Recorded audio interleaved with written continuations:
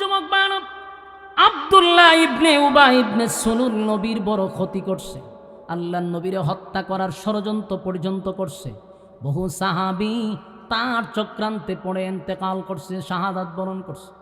সেই মুনাফিক যখন মারা গেল, আমার নবীরে যখন সাহাবীরা এসে বলল, হুজুর আমার আব্বার জানাজাটা পড়ায়া দেন, আমার নবীর ভিতরে কত মায়ার কত দয়া, কত মায়া কত দয়া, নবীজি নিষেধ করলেন না। ডাক দেয়া বলে, আব্দুল্লাহ রে, আমার জানাজার পরে যদি তোমার আব্বারে মাফ করে দেয়, ওয়াদা দিলাম আমি তোমার আব্বার জানাজা পড়ায়া দিব। বাচ্চাগুলো উড়াই দিন, বাচ্চাগুলো উড়াই দিন। আমার যুবক বায়ানব, আমার আল্লাহ বলেন, নবী বলেন, যদি আমি জানাজা পড়াইলে আল্লাহ মাফ করে দেয়, অসুবিধা কি? আমার জানাজা যদি একজন মানুষের মাফ করে দেয়, আমি জানাজা পড়াবো। যেই খুঁজে পড়াবো উনি একটা দৌড় মারছে না, রাসূলের কাছে আর বলছেন, এক দৌড় মারছে। দৌড় কেন মারছে? সাহাবী তো জানে যে নবী কইছে পড়াবো, এমনি যদি জিবরাইলে না করে দেয়, যদি জিবরাইল এসে আয়াত নাজিল করে যে না আপনি পড়ায়েন না জানাজা, তো দৌড়বার লাগবে। উনি একটু দৌড় দিছে, দৌড় দিয়ে যারে পাইছে এরকম, শোনো আমার আব্বার জানাজা কিন্তু নবী পড়াইব। সারা মদিনায় অলিতে গলিতে শহরে বন্দরে সব জায়গায় প্রচার করে দিছে, নবী কিন্তু আমার আব্বার জানাজা পড়াইব। চিন্তা করছেন চালু। কিন্তু যেই সাহাবী শুনে নবী জানাজা পড়াইব, সব সাহাবী মাথা তার দেওয়া, সব না, এত বড় মুনাফিকের জানাজা আমার নবী পড়াবে? যে শুনে সেই আশ্চর্য হয়। আল্লাহ নবী যখন বললেন জানাজা পড়াবো, সেই সাহাবী প্রচার প্রসার করে দিছে। খবরটা গেছে উমরের কানে। খবর কার কানে গেছে? যেই মাত্র উমর শুনছে, আর উমর বরদাস্ত করতে পারে নাই, তরবারিটা লইছে, লইয়া দৌড়াইতে দৌড়াইতে নবী সাহাবী হযরত উমর জানাজার মাঠে গেছে। জানাজার মাঠে গিয়া দেখে নবী যেহেতু জানাজা পড়াবে, লোকে লোকারণ্য হয়ে গেছে। শুধু মুসলমান জানাজায় আসছে বিষয়টা এমন না, 1000 মুনাফিক আসছে এই জানাজায়। কত হাজার? কারণ সমস্ত মুনাফিকের লিডার মারা গেছে। তাই মুনাফিকরা চিন্তা করছে আমাদের নেতা মারা গেছে, নেতার জানাজা পড়াবে আব্দুল্লাহর ছেলে মুহাম্মদ সাল্লাল্লাহু। মুনাফিকরা 1000 মুনাফিক গেছে জানাজার মাঠে, নবী জানাজা পড়াবে দেখার জন্য। ইয়াদ রাখবেন, পড়ার জন্য নয়, দেখার জন্য গেছে। মুনাফিক 1000 গেছে কি পড়ার জন্য না দেখার জন্য?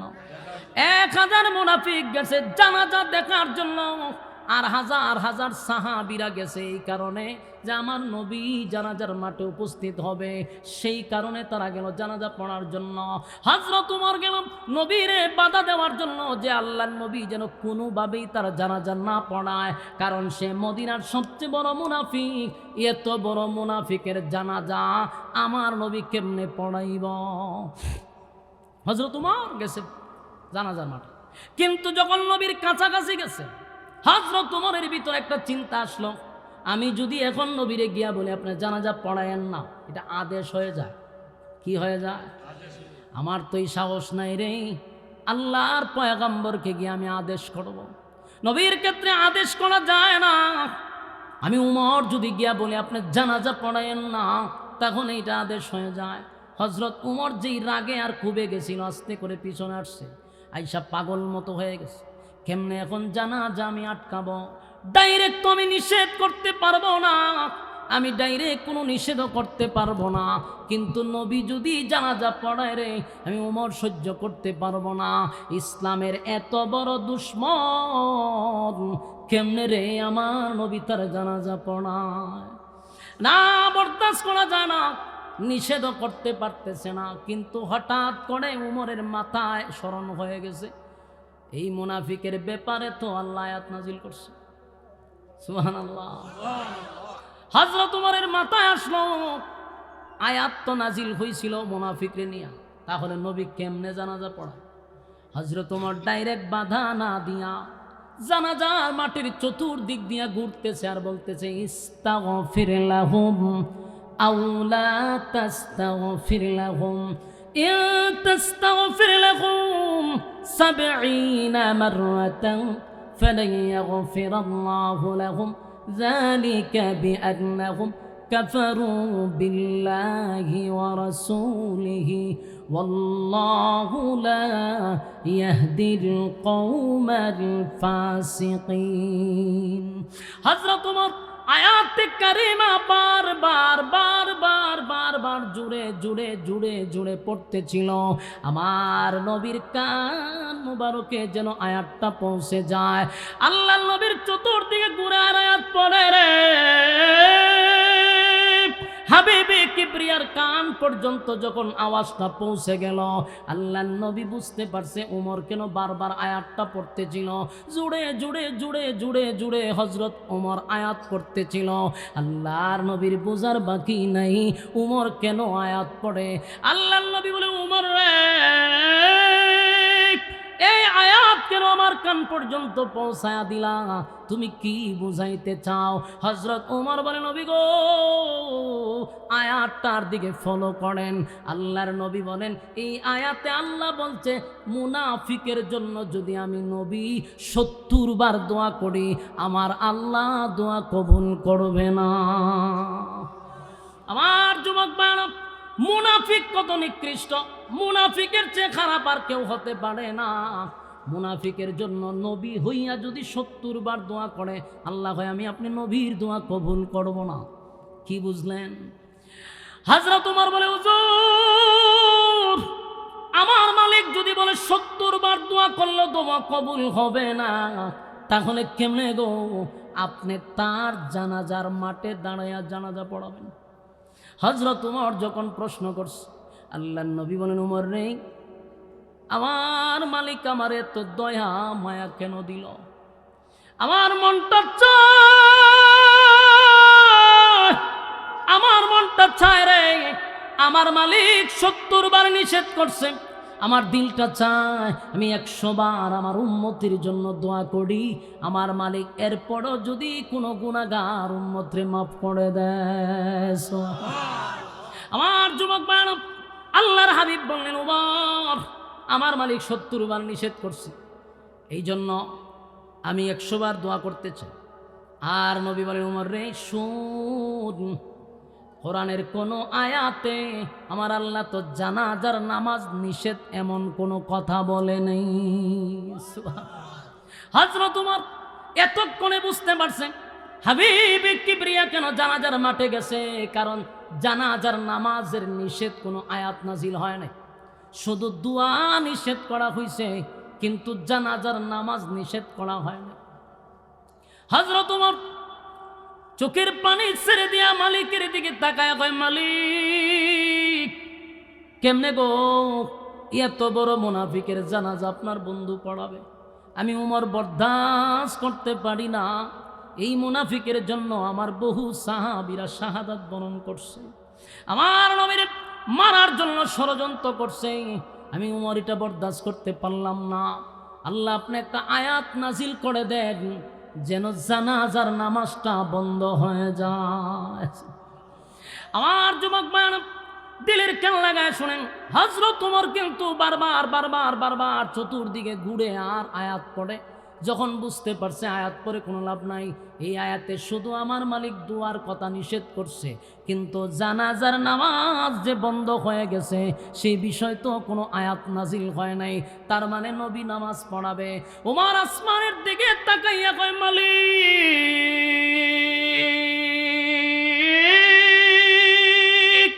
আপনার হাবিব নামাজ পড়াবে, এত বড় একটা মুনাফিকের জানাজা পড়াবে, আমি উমর বরদাস্ত করতে পারি না। হঠাৎ করে নবীজি আরো চমকায়া দিছে। এই জানাজার মাঠে যত সাহাবায়ে কেরাম ছিল, কারো মনে কিন্তু আনন্দ ছিল না, সবাই জানে সে একটা মুনাফিক, কিন্তু নবীর সামনে দাঁড়াইয়া কথা বলার সাহস কারো নাই রে। নবীর উপর দিয়া তো কথা বলা যায় না, তাই কোনো সাহাবী কথা বলতে ছিল না। হযরত উমর বারবার আসমানের দিকে তাকায়, নবীরে কিছু বলার নাই, কারণ আয়াত তো নাজিল হয় নাই। আবার যুবক ভাইয়েরা, কিন্তু নবী এর ভিতরে একটা ঘটনা ঘটায়া দিল। আল্লাহর নবী লাশের সামনে গিয়া দাঁড়াইয়া নবীর মুখের তু আইনা ওই মুনাফিকের মুখে লাগায়া দিছে। এই দৃশ্য দেখার পরে সাহাবায়ে কেরাম আরো আশ্চর্য হয়ে গেল। এর থেকে বড় আশ্চর্যের বিষয় হলো, আল্লাহর নবীর জুব্বাটা খুইলা মুনাফিকরে নবীর জুব্বা পড়ায়া দিছে। চিৎকার দিয়া করুন সুবহান। এই দৃশ্য দেখার পরে সাহাবায়ে কেরাম কইরাইয়া কান্দে রে, গইরাইয়া কান্দে আর কয় সাহাবী হইয়া ও আমরা নবীর জুব্বা পাইলাম না, সাহাবী হইয়া নবীর জুব্বা পাইলাম না, এত বড় মুনাফিক হইয়া আমার নবীর জুব্বা পায়। নবীর জুব্বা সাধারণ নয় রে, নবীর জুব্বা সাধারণ নয়। আল্লাহর নবীর জুব্বা মুবারকটা বেঈমানরে পড়ায়া দিল। সাহাবায়ে কেরাম কান্নার রুল ফালায়া দিছে। গোটা জানাজার মাঠে কান্নার রুল পড়ে গেল। নবীর জুব্বা তো এটা যেমন তেমন না, পাইল তো পাইল একটা মুনাফিকে পাইল, সহ্য করতে পারে না। সব সাহাবীরা যখন কান্না শুরু করলো, আল্লাহর নবী বলেন সাহাবীরা রে শুন, আমি কেন তারে জুব্বা পড়াইলাম। সাহাবীরা শুনো, আমি নবী কেন তাদেরকে জুব্বা পড়াইলাম। বদরের যুদ্ধে শাহাদাত বরণ করছে আমার অনেক সাহাবীরা। তখন তাদেরকে কবর দেওয়ার সময়, দাফন করার সময় তাদের শরীরে কাপড় ছিল না। সাহাবীরা নিজের জুব্বা কুলে কুলে কুলে অনেক সাহাবীদেরকে কাপন পড়ায়া দিছে। কিন্তু এর মধ্যে আমার চাচা ছিল একজন শাহাদাত বরণ করছে। আমার চাচা ছিল মোটা, আমার চাচা ছিল লম্বা, যার তার জুব্বা তো আমার চাচার শরীরে লাগে না। সেদিন কোনো কাপড় পাচ্ছিলাম না আমার চাচারে কাফন পড়ায়া দিতে। এই আব্দুল্লাহ ইবনে উবাই ইবনে সুলুল যে মুনাফিকের যে লিডার, সেদিন সে লজ্জায় হোক আর শরমেই হোক নিজের জুব্বাটা কুইলা আমার চাচারে কাফন স্বরূপ পড়ায়া দিছিল। আমি নবীর ঋণী ছিলাম রে, আমি নবীর ঋণী হয়েছিলাম তার কাছে। তাই আজকে আমি নবীর জুব্বাটা কুইলা তারে পড়ায়া দিয়া আমি নবীর ঋণ থেকে মুক্ত হয়ে গেলাম। আমার যুবক ভাইরা, এই দৃশ্যগুলা কিন্তু মুসলমানরা যেমন শুনতে ছিল, দেখতে ছিল। বলুন আরো কে আছে এখানে? 1000 মুনাফিক। কয় হাজার? জানাজা পড়ার জন্য আর ছিল না দেখার জন্য? 1000 মুনাফিক জানাজা দেখার জন্য আর ছিল। এই মুনাফিকরা এই দৃশ্যগুলা দেখার সাথে সাথে মুনাফিকরা চিন্তা করলো, কার বিরোধিতা করলাম রে, কার বিরোধিতা করলাম? যে আব্দুল্লাহর পুত্র মুহাম্মদের বিরোধিতা করলাম, ইসলামের বিরোধিতা করলাম, নবীর বহু সাহাবীরে আমাদের ষড়যন্ত্রে হত্যা করলাম, সেই নবীরে মারার জন্য চেষ্টা করলাম। আজকে আমাদের নেতার জুব্বা পড়ায়া দেয় মোহাম্মদ, নেতার মুখে তুতু লাগায়া দেয় রে। কার বিরোধিতা এতদিন করলাম? উনি আল্লাহর পয়গম্বর, এতে কোনো সন্দেহ নাই। আমরা আর দেরি করতে চাই না। এমন ভালো মানুষ, ওনার চরিত্র দেখে মানুষ পাগল হয়ে গেছে। কারণ আমার নবীর চরিত্র ছিল আজিম চরিত্র। সুবহানাল্লাহ। ওয়া ইন্নাকা লাআলা খুলুকিন আযীম।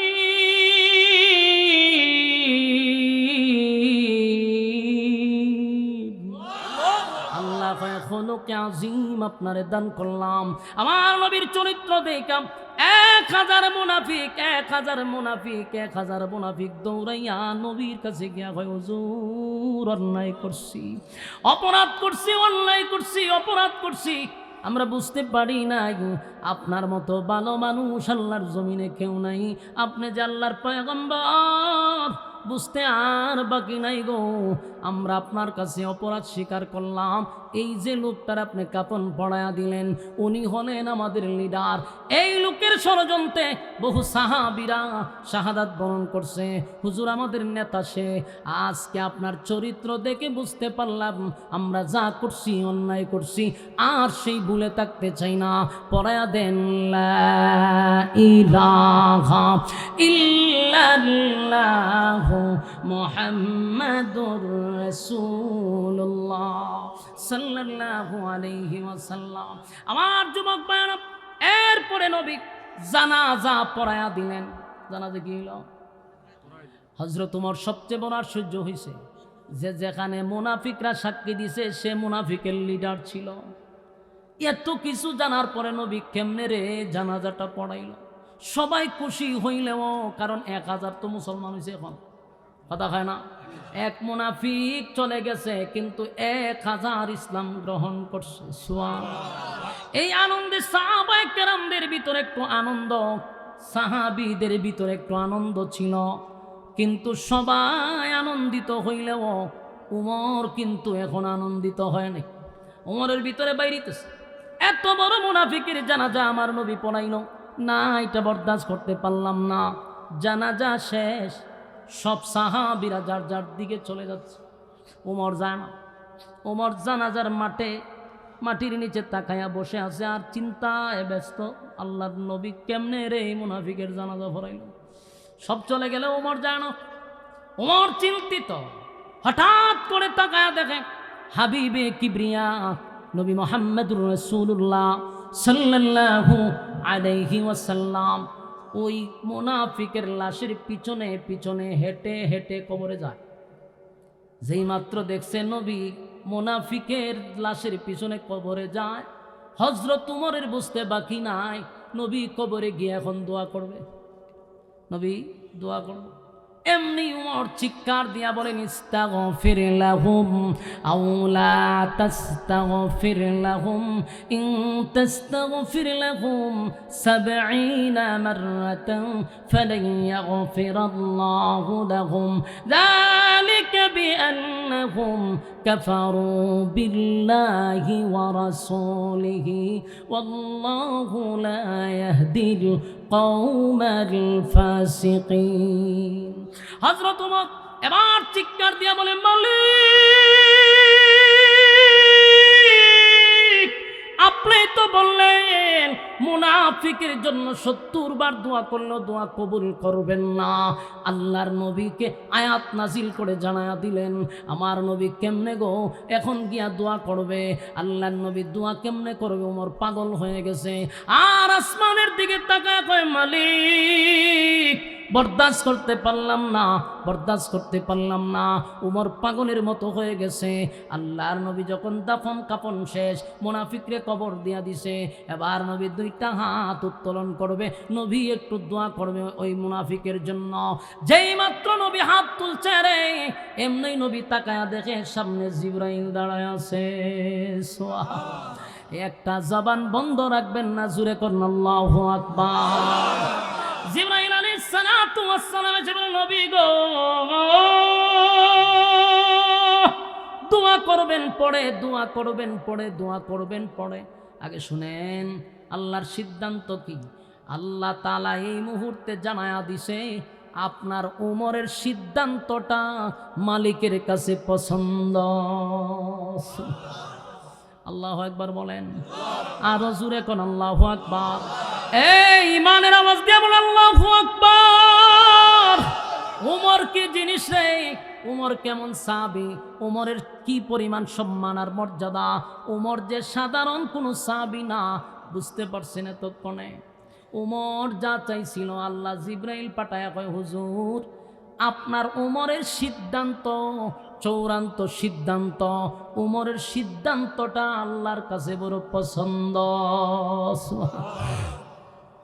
আজকের পর থেকে আপনি এই যে এখন জিবরাইল যে আসছে, আয়াত নাজিল হইছে, আরেকটা না আয়াত নাজিল হইছে, ওয়ালা তুসাল্লি আলা আহাদিম মিনহুম মাতা আবাদান ওয়ালা তাকুম আলা কবরি। এই যুবক মানব, হযরত জিবরাইল নবীর সামনে আইসা আয়াত নাজিল করছে, আল্লাহ আয়াত নাজিল করে দিয়েছে। এই আয়াতটা নাজিল হয়েছে সম্পূর্ণটা উমরের মেজাজ মতো।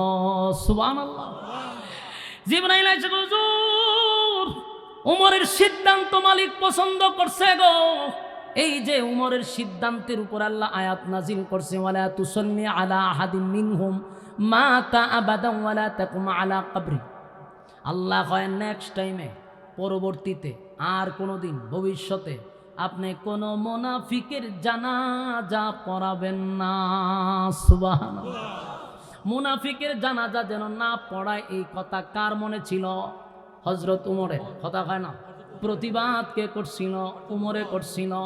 আল্লাহ ওমরের সিদ্ধান্তটা পছন্দ করে বলেন, ওয়ালা তুসাল্লি আলা আহাদিম মিনহুম মাতা আবাদা ওয়ালা তাকুম আলা কবরি, আর কোনোদিন ভবিষ্যতে আপনি মুনাফিকের জানাজা পড়াবেন না। শুধু জানাজা নয়, এরপরের অংশ আল্লাহ বলেন, ওয়ালা তুসাল্লি আলা আহাদিম মিনহুম মাতা আবাদা ওয়ালা তাকুম আলা কবরি। আল্লাহ কয় মুনাফিকের কবরের সামনে দাঁড়াইয়া কোনোদিন আপনি মুনাজাত করবেন না। হ্যাঁ, কথা বুঝতেছেন? কি বুঝছেন? আপনাদের আওয়াজে বোঝা যায় বুঝেন কম নাকি? কি বলছে? মুনাফিকের জানাজা পড়া নিষেধ, মুনাফিকের কবরের সামনে মুনাজাত করাও নিষেধ। কথা হয় না? আজ থেকে ১৫০০ বছর আগে এই আয়াত আল্লাহ নাজিল করছিল। কোরআনের একটা মুজিজা হলো, কোরআন তার বিশেষ কোনো কারণে নাজিল হতে পারে, কিন্তু তার হুকুম তাকে কিয়ামত পর্যন্ত। কথা হয় না? নামাজের আয়াত নাজিল হয়েছিল ১৫০০ বছর আগে। নামাজ আছে না নাই? রোজা আছে না নাই? নাজিল হয়েছিল কত বছর আগে? ১৫০০ বছর আগে। মুনাফিকের জানাজা নিষেধ করছে আল্লাহ ১৫০০ বছর আগে। কোরআনের মান, কোরআন যদি মানেন, কোরআনের হুকুম এখন পর্যন্ত আছে। আপনারা যদি নিজেকে মুমিন দাবি করেন, তাহলে আল্লাহর কোরআনের আইনও আপনাকে মানতে হবে। যদি আইন না মানেন, আপনি নিজেকে মুসলমান দাবি করতে পারবেন না। কথা হয় না? তাহলে এই কোরআনের আইন যদি মানেন, প্রতিজ্ঞা করেন, শপথ করেন, নেক্সট টাইমে কোনো মুনাফিকের জানাজা পড়বেন না। যারা ইসলামের বিরুদ্ধে কথা বলছে, কোরআনের বিরুদ্ধে কথা বলছে, আলেমদের বিরুদ্ধে কথা বলছে, মাদ্রাসা নিয়ে কথা বলছে, এরা মারা গেলে জানাজায় আমরা শরীক হব না, এদের জন্য দোয়া করব না ইনশাআল্লাহ। রাজি আছেন? এটা কি আবেগ না ইমানের সহিত বলতেছেন? ইমানের সহিত বলতে হবে, আবেগে বলার দরকার নাই। কথা কি বুঝতেছেন? এই মাইক বেন করে একটু বাড়ান, আগের মতো করে। এটা আপনাদের মাথায় রাখতে হবে। এটা আমরা মুখে মুখে স্লোগান দেই নাই, কারণ যদি আপনি মুনাফিকের জানাজায় অ্যাটেন্ড করেন, কোরআন অস্বীকার করছেন। হ্যাঁ, কথা কয় না? কোরআন কি করছেন? আর যদি কোনো মুনাফিকের জানাজা কোনো মৌলবী পড়ায়, কোনো ইমাম সাহেব পড়ায়, আল্লাহর কসম সেই ইমামের পিছনে আর নামাজ হবে না। কারণ ইমাম কোরআনের আয়াত স্বীকার করছে, সে মুরতাদ, তার পিছনে নামাজ পড়বেন না। কথা হয় না? আমাদের দেশের কিছু কাঠমৌলবী আছে, টাকার জন্য মুনাফিকের জানাজা পর্যন্ত পড়াইয়া দেয়। নাস্তিকের জানাজাও আমাদের দেশের মৌলবীরা পড়াইছে, মুরতাদের জানাজা পর্যন্ত মৌলবীরা পড়াইছে। ওই সমস্ত মৌলবীদের পিছনে নামাজ পড়াই জায়েজ হবে। এটা শুধু আপনারা ইমানের দায়িত্ব নিয়ে বলবেন, স্লোগান দিবেন না। যদি মনে থাকে একটা, মুখে থাকে আর একটা, দরকার নাই। কথা কয় না?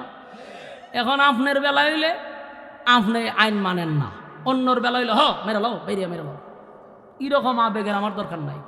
কিন্তু এটা জানতে হবে, কোরআনের আয়াত অস্বীকার করা হবে যদি কেউ মুনাফিকের জানাজা পড়ে। সম্মানিত সুধী, বলুন, উমর চাইছিল জানাজা যেন না হয়, নবী যেন মুনাফিকের জানাজা না পড়ায়, কিন্তু আল্লাহ আয়াত নাজিল করে কি কইছে? কিয়ামত পর্যন্ত মুনাফিকের জানাজা বন্ধ। এখানে একটা বিষয় আপনাদের মাথায় নাই, কারণ আপনাদের মনোযোগ কম। এখানে একটা বিষয় দেখেন তো, প্রশ্ন আপনাদের আসে কিনা। আল্লাহ আয়াত নাজিল করে কি কইছে? আর কোনোদিন জানাজা পড়াবেন না, কিয়ামত পর্যন্ত আর মুনাফিকের জানাজা পড়াবেন না। তইলে নবী তো মুনাফিকের জানাজা পড়াইছে। কথা হয় না দি? তাহলে এই আয়াতটা যদি জানাজার আগে নাজিল হতো, তাহলে তো জানাজা মিস হয়। কথা হয় না দি? এই আয়াতটাই জানাজা পড়ানোর পরে কেন নাজিল হইল? এই আয়াতটা আগে কেন নাজিল হইল না?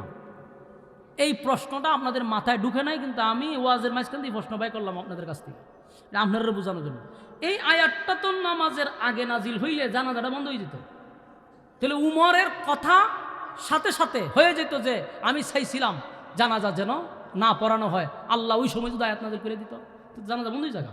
তাহলে এতগুলা মানুষ মুনাফিকের জানাজার বিষয়, মুনাফিকের জানাজা পড়ে না। ঘটনাটা কি? ঘটনাটা হইল, যখন মুনাফিকের ছেলে নবীর কাছে গিয়া বলছিল, হুজুর আমার আব্বার জানাজাটা আপনার পড়ায় দিবেন। নবী কি বলছে? ঠিক আছে, আমি জানাজা পড়াবো। বলুন, জানাজা পড়াবো। এই লোকে করলো কি, পুরা মদিনা অ্যালাউন্স করে দিছে যে নবী আমার বাপের জানাজা পড়াবে। এখন যদি আয়াত নাজিল করে আল্লাহ জানাজা বন্ধ করায়া দেয়, তাহলে নবীর কথার ওজন থাকে না। বলুন নবীর কথা, আল্লাহ তার বন্ধুর কথার ওজন রাখতে গিয়া চলমান জানাজাটা শেষ করে দিছে। পরবর্তীতে আয়াত নাজিল করে চিরস্থায়ী মুনাফিকের জানাজা বন্ধ করে দিছে। এখন আসুন এখান থেকে আমরা কি জানলাম, যে হযরত উমরের মেজাজ আল্লাহ পছন্দ করে। বলুন হযরত উমরের মেজাজ, উমরের মেজাজ অনুযায়ী 21 জায়গায় আয়াত নাজিল হয়েছে। কত জায়গায়? 21 জায়গায়। সেই উমর তো সাধারণ কোনো সাহাবী না, সেই উমরের নামে হয়েছে হত্যা মামলা। ইয়াদ আছে টি হত্যা হই না দি, উমরের নাম হয়েছে হত্যা মামলা। উমর কি সাধারণ সাহাবী না। এতক্ষণ কেন আপনাদেরকে বুঝাইলাম, আগে জানতে হবে উমর যে সাধারণ কোনো সাহাবী না, যেই উমরের মেজাজে আল্লাহ কোরআন নাজিল করে লায়, সেই উমরের নামে দিয়েছে হত্যা মামলা, যে উমর একটা নির্দোষ মানুষকে হত্যা করছে। পুরা মদিনায় আলোড়ন হয়ে গেছে, উমর অপরাধী, উমর অপরাধী। বিচারের বারাবার হইল রাসূলের কাছে, রাসূল হইলেন বিচারক, উমর হইলেন অপরাধী। উমর আসামি, রাসূল হইলেন। আল্লাহ রাসূল বিষয়টা চিন্তিত। চিন্তিত কেন? নিজের দলের লোক দিকা না, রাসূল চিন্তিত এই কারণে যে উমর তো নিজে নিজে ইসলাম গ্রহণ করে নাই, উমররা আমি আল্লাহর কাছ থেকে ছায়া আনছি। বলুন উমররা আল্লাহর কাছ থেকে নবী ছায়া আনছে। আবু জাহেলের জন্য উমরের জন্য আল্লাহ দোয়া করছিল, রাসূল দোয়া করছিল, আবু জাহেল অথবা উমররা আল্লাহ আপনি আমার দিয়া দেন। দোয়া কবুল হয়েছে উমরের ক্ষেত্রে। নবী তো উমরের ছায়া আনছে। সেই উমর একটা নির্দোষ মানুষকে যে হত্যা করলো, পুরা মদিনায় যে একটা ফিতনা লাগাইলো, ইসলামের উপরে কতটা এফেক্ট পড়ছে আপনি বুঝতে পারছেন? সেই চিন্তায় রাসূল চিন্তিত। আল্লাহ রাসূল বলল ঠিক আছে মামলা তোমরা করো। মামলা করছে। কারণ ইসলামিক আইন অনুযায়ী শরিয়া আইন হলো হত্যার বদলা। ওই হত্যা কই ভাই, আমি আজকে একটা জিনিস আশ্চর্য লাগলো, মিজানগর আইয়া ময়মনসিং আমি ওয়াজও যাই, গেলে পরে এই নীরবতাটা আমি ময়মনসিং পাই, কিন্তু মির্জানগরের মানুষের যে ইমানের এত ড্যাম পড়ছে, এটা আজকে আমার আশ্চর্য লাগছে। আমি বাংলাদেশের 64 জেলার কোনো একটা জেলা বাদ নাই যেখানে গেছি না। তো এক এক জায়গায় গিয়ে একটা অভিজ্ঞতা তৈরি হয়। যেমন আমি কিছু কিছু সাইড যাই, যেমন ময়মনসিং বলেন, পাবনা বলেন, সিরাজগঞ্জ, এরপরে দিনাজপুর, ওই দিকে গেলে মানুষ এই যে কম বললে আমরা বইয়াতে খালি ওয়াজ শুনে কিন্তু কথা কয় না। আর ময়মনসিংহের মানুষের যদি হয় একটু কথা কন, এরা কয় আপনি কোয়ান, আর ঠেলা মাইরা কোয়ান, মানে এরা কোনো কথা বলবে না। তা আমরা ওয়াজ করতে অনেক কষ্ট হয়, কারণ কাউন্টার যদি না দেন, হ্যাঁ না না বলেন, তাহলে আমি চিন্তায় থাকি যে আমার কথাটা বুঝছে কি না। এই যিনি আলোচক তার উপরে একটা প্রেশার থাকে যে বুঝছে কি বুঝছে না। এই জন্য হ্যাঁ না বললে আমিও বুঝতে পারি যে না কথা রিসিভ হয়েছে, কথা কি বুঝতেছেন? এই জন্য মাঝে মধ্যে একটু টিকবে ঠিক বলবেন। আপনারা তো উত্তরবঙ্গের খাসলত ফলাই দিয়েছেন, কুমিল্লার মানুষ এরা তাফসির শূন্য অভ্যস্ত, ঠিক না বেঠিক? কুমিল্লার মানুষের মধ্যে ইমানের জজবা আছে, এটা আমি জানি। ওয়াজ নসিহত আপনাদের এলাকায় বেশি হয়, এজন্য আপনারা গিচ্ছা কাহিনীও কম শুনেন, এটাও আমি জানি। কিন্তু আপনাদের আজকের নীরবতায় আমার কাছে আশ্চর্য লাগছে। না আমার প্রতি কোনো রাগটাগ আছে? আচ্ছা মনোযোগ দিয়ে শুনেন। হযরত উমরের বিরুদ্ধে দিল হত্যা মামলা। হত্যা মামলা ইসলামিক আইন অনুযায়ী, মানে শরিয়া আইনে কি কয়? হত্যার বদলা। এটা জুড়ে কন না কা গুতা দিলে কথা কন কেন? হত্যার বদলা হত্যা হইল শরিয়া আইন। এই আইনটা নিয়ে বিশ্ব এখন এরার দাবি হইল, যেমন আমরা বাংলাদেশের সুশীলতা তো আছি, গোটা বিশ্বের মানুষের একটা আবদার হইল এটা বর্বরতা। এটা কি যা চিন্তা করেন, কোরআনের আইনে যখন বর্বরতা কয় তখন আল্লাহ দেখায় দেয়। যারা দেশে যতটা পৃথিবীতে যতটা দেশে কোরআনের আইন নাই, প্রত্যেকটা দেশে খুনের পিএইচডি হয়, ঠিক না বেটি? কুত্তা বিলের রক্তের দাম আছে, মাগার মানুষের রক্তের দাম নাই। মানুষ প্রতিদিন মারতেছে ডাল ভাত, একটা মানুষ মারা দেখেন না কোনো ব্যাপার, কথা হয় না। গুলি ঘুরে মেরালা, এদিন ডাহা একটা মেলেছে গুলি ঘুরা, এরপরে হাতি বাইরে তো মারছে। এরকম হাদি আর ওই যে যুবলীগের না কি কি স্বেচ্ছাসেবক একজন কর্মীরা মেরে লিছে গুলি ঘুরা, এই দুইটা তো আপনারা নেতা হওয়ার কারণে জানতে পারছেন। প্রতিদিন যে শত শত মানুষকে হত্যা করা হয় সেই খবর দেশের মানুষের নাই, কারণ সাংবাদিক নামক সাংঘাতিকরা এই প্রচারগুলি করে না। এদের প্রচার হলো কোন নায়িকা বাথরুমে করার সময় গেছে, কোন শাড়ি কোন সময় পরছে, গালের মধ্যে লিপস্টিক কোন সময় দিছে, কার গার্লফ্রেন্ডের সাথে বয়ফ্রেন্ডের সাথে গিয়ে পা ফারকে ঘুরাইছে, এগুলো হলো তাদের নিউজ।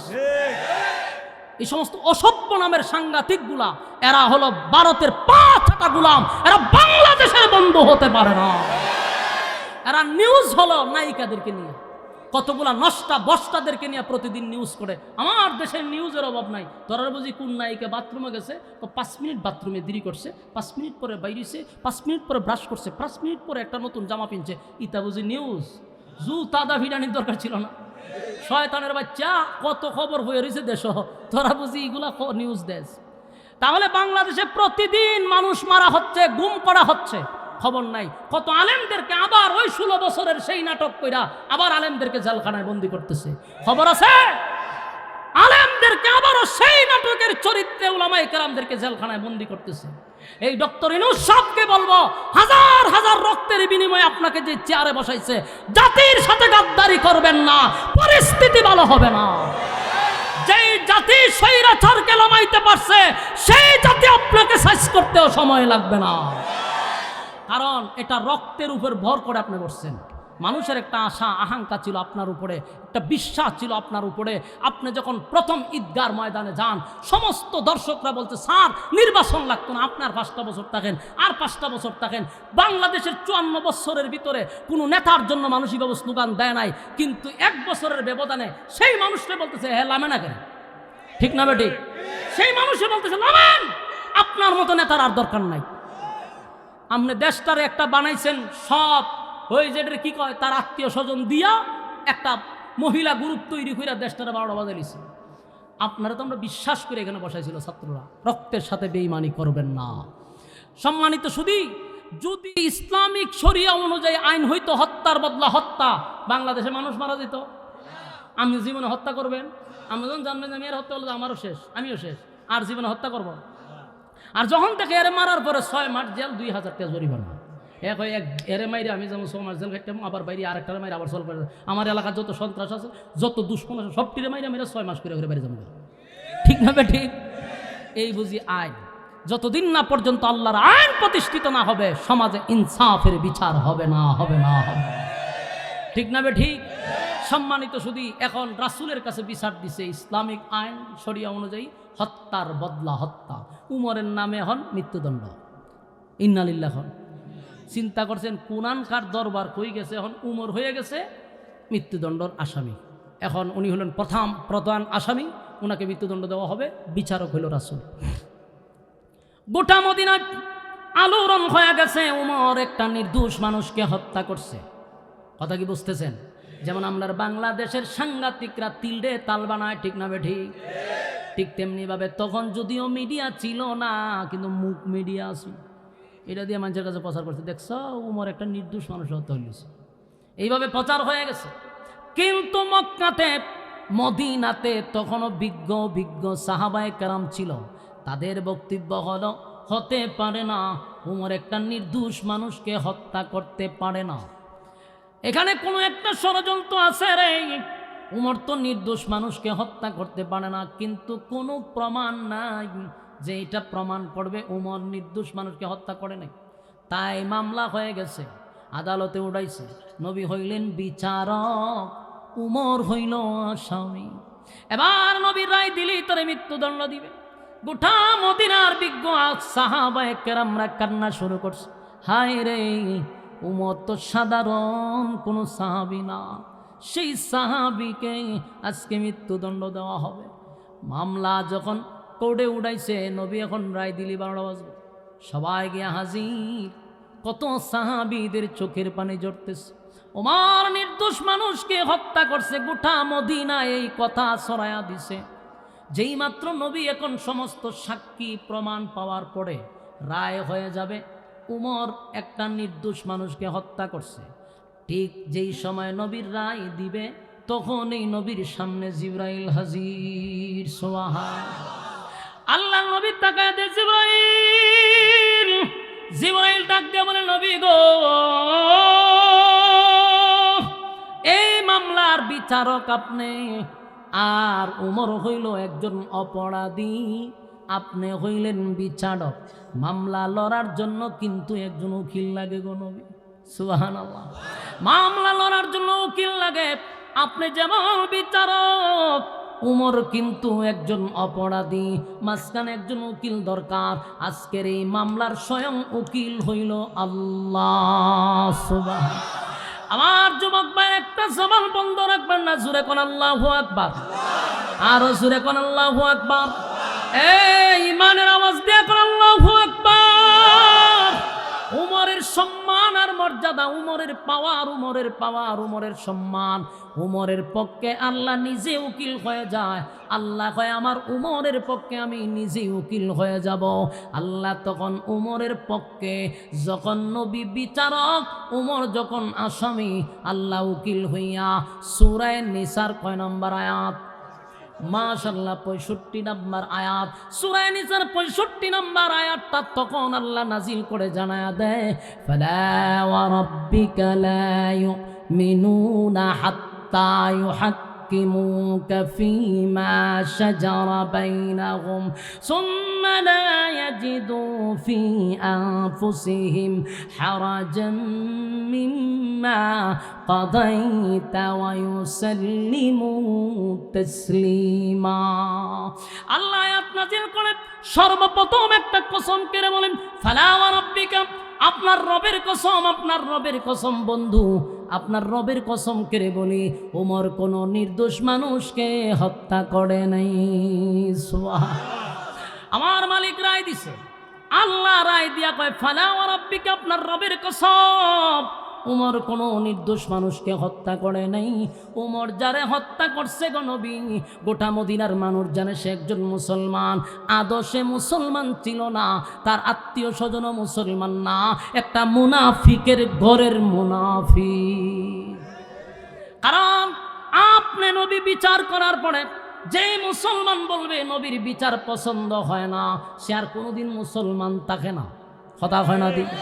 নবীর বিচার যার পছন্দ হয় না, কোরআনের আইন যাদের পছন্দ হয় না, নবীর সুন্নাহ যাদের ভালো লাগে না, এরা কোনোদিন মুসলমান দাবি করতে পারে না। কারণ নবীর বিচার, কোরআন সুন্নাহ ভালো না লাগলে নিজের মুসলমান দাবি করবি না, মুসলমানের খাতার থেকে তাদের নাম উঠে যায়। আল্লাহ বলেন ফালা ওয়া রাব্বিকা, আপনার রবের কসম, উমর কোন নির্দোষ মানুষকে হত্যা করে নাই। যখন এই লোকটা উমরের কাছে বিচার নিয়ে গেছে, আর যখন বলছে আমার নবী বিচার করার পরে তার পছন্দ হয় নাই, কারো রাটারে ধরা না পড়লেও উমরের রাটারে ধরা পড়ছে, হে মুনাফিক। উমর ঠিকই বুঝতে পারছে যে আসলে মুসলমান না, সে মুনাফিক, তাই উমর তরবারি চালায়া দিছে। আল্লাহ বলে মুনাফিক হইল ক্যান্সার, ক্যান্সার যদি বডিতে থাকে সেই জায়গা কেটে না ফেলানো পর্যন্ত পুরো বডি ধ্বংস হয়ে যাবে। তাই মুনাফিকদেরকে হত্যা করছে উমর, ক্যান্সার রোগের আক্রান্ত রোগীর হাত কেটে বলেছে। সুতরাং যদি এই মুনাফিক জীবিত থাকতো, হে আরো 10টা মুনাফিক বানাইতো, ইসলামের 100টা ক্ষতি করতো। উমরের রাঠারে ধরা পড়ছে, উমর কতল করছে। ঠিক কিনা বলেন? বলুন এতক্ষণে কি বুঝছেন? উমর সাধারণ কোন সাহাবী? আল্লাহ আমাদের বুঝার মানার আমল করার তৌফিক দান করুক। আমিন। সম্মানিত সুধী, লম্বা সময় আপনারা দীর্ঘক্ষণ সময়ে প্রচণ্ড ঠান্ডার মধ্যে রাত 12টা বাজে মৌমাছির মতো যারা বসছিলেন, একটা লোকও উঠেন নাই। হ্যাঁ বসেন, ওখান প্রশংসা উঠিতে যা, যে বালা যার সব বালা তার। আমরা সংক্ষিপ্ত মোনাজাত করে যাব। 2 নম্বর কথা হলো, আপনারা আমার জন্য দোয়া করেন, আমি জানি। আরেকটা দোয়াতে আমার একটু শরীক করবেন। আপনারা আমি তো চাকরি করে গেছি না, এরপরে গেলাম আপনারা দেবিদ্দার আলমপুরে, ঠিক না? এরপরে গেলাম জয়পুর, সেখানে আলিয়া মাদ্রাসাত পড়ছি। এরপরে দেবিদ্দারে থাকছি, এখানে মসজিদ ইমামতি করছি, আপনারা মাদ্রাসায় চাকরি করছি, ঠিক না? তো আলহামদুলিল্লাহ আপনাদেরকে একটা সুসংবাদ জানাই, এখান থেকে যাওয়ার পরে আমি একটা মাদ্রাসা করছি, জানেননি? সেই মাদ্রাসা প্রায় 100% জায়গার মধ্যে, কত শতাংশ? 100% জায়গা কিনে 3টা ভবন এই পর্যন্ত দাঁড়ায় আছে। কটা ভবন? 3টা ভবনের উপরে মাদ্রাসা, প্রায় 2.5 থেকে 3 কোটি টাকা এই পর্যন্ত ব্যয়। কেন শুনাইলাম? আপনারা যেন খুশি হন, কোনো চাওয়া পাওয়ার জন্য না, শুধু খুশি হওয়ার জন্য। এই 3 কোটি টাকা ব্যয় করছি, দানের টাকা মাত্র মনে করেন 8 থেকে 9 লক্ষ টাকা, বাকি সম্পূর্ণটাই হলো ওয়াজ মাহফিলের টাকা। এখন বিশাল এক বাউন্ডারি সহ গেট করা হয়েছে। মাদ্রাসার পরিবেশটা সুন্দর করছি। এখন আসুন, শুধু পরিবেশ আর সৌন্দর্য দিয়া তো মাদ্রাসা হয় না। রেজাল্ট পুরা সিলেট বিভাগে নয়, গোটা বাংলাদেশে আমার মাদ্রাসার ছাত্র হয়েছে 8 নম্বর। আর আমার থানার প্রথম আমার ছাত্র RTVতে ঢুকছে। চ্যানেল 24-এ ছাত্র ঢুকছে, যত জায়গায় প্রতিযোগিতা সেখানে 1 নাম্বার স্থান আমার মাদ্রাসার ছাত্র।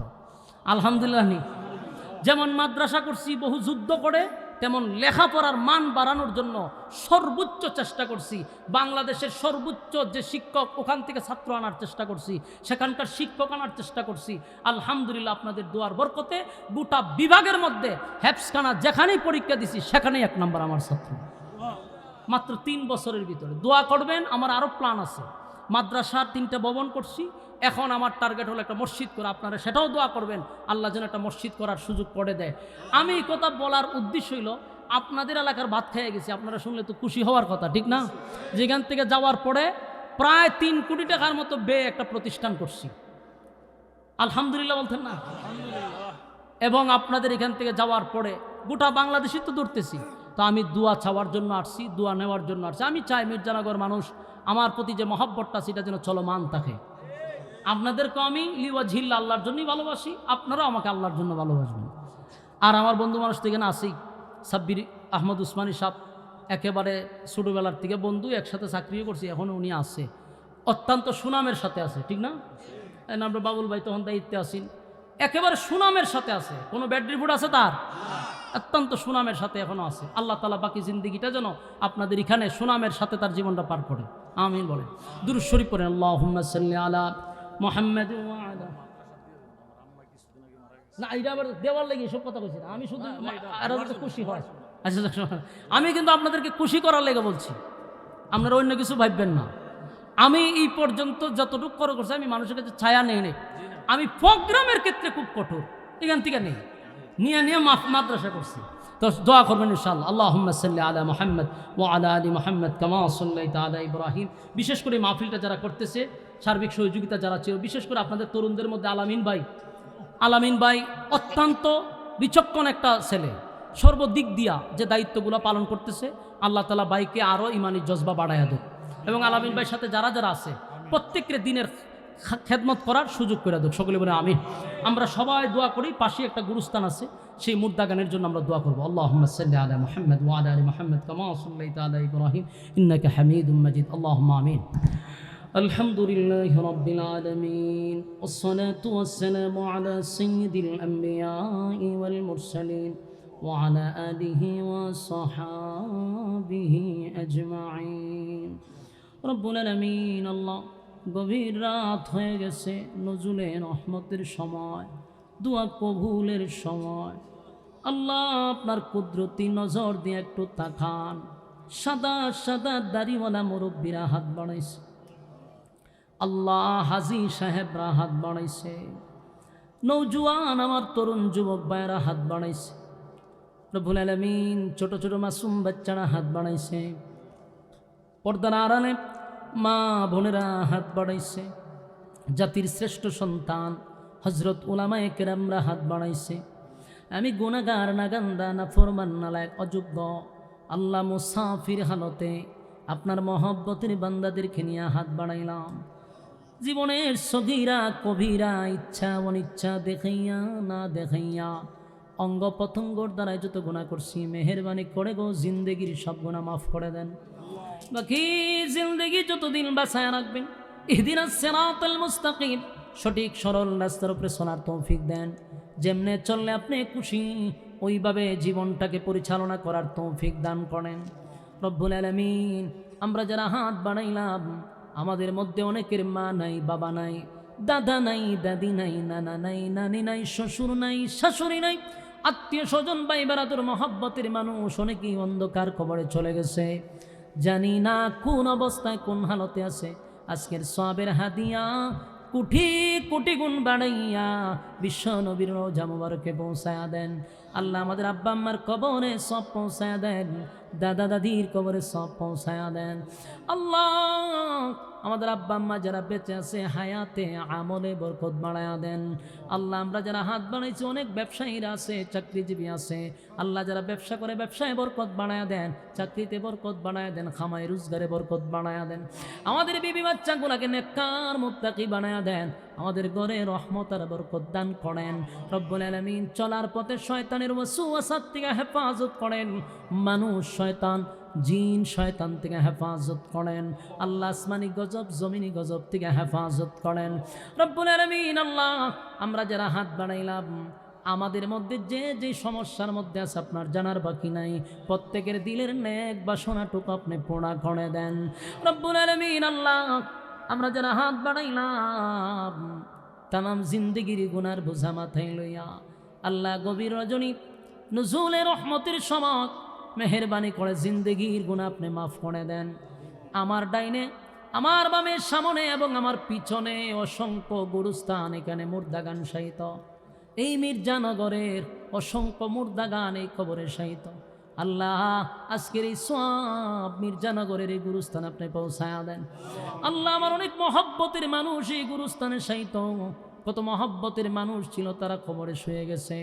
আল্লাহ এই এলাকার মধ্যে রহমত আর বরকত দান করেন।